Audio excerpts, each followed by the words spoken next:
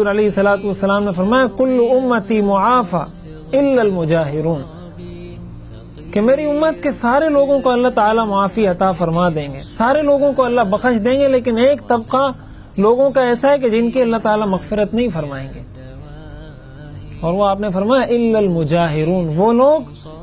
جو کھل کر گناہ کرتے ہیں۔ اور پھر آپ نے فرمایا کہ مجاہر وہ لوگ ہوتے ہیں کہ جس نے رات کو کوئی گناہ کیا، اللہ نے اس کی پردہ پوشی کی، اور وہ صبح اٹھ کر لوگوں کو گھومتا پھرتا بتاتا ہے کہ رات کو میں نے یہ گناہ کیا تھا، رات کو میں نے یہ گناہ کیا تھا، ایسے شخص کو مجاہر کہا جاتا ہے۔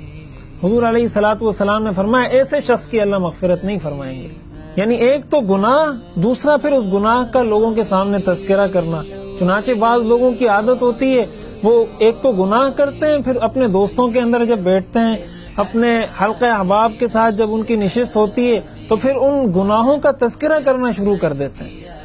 کہ میں نے فلاں دن یہ کام کیا تھا، فلاں دن یہ گناہ کیا تھا، فلاں دن یہ گناہ کیا تھا۔ یہ گناہ کا تذکرہ کرنا اس گناہ سے بڑا گناہ ہے، اور اس گناہ کی معافی ہے، لیکن حضور نے فرمایا اس گناہ کی کوئی معافی نہیں۔ اور اس کی بنیادی وجہ اور سبب یہی ہے کہ یہ تذکرہ کرنے کا آخر مقصد کیا ہے؟ اس کا مقصد گویا ایک طرح سے اللہ تعالیٰ کو چیلنج کرنا ہے، نعوذ باللہ،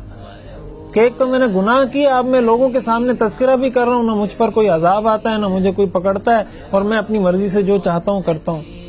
تو ایسے آدمی کو اللہ تعالیٰ معاف نہیں فرماتا۔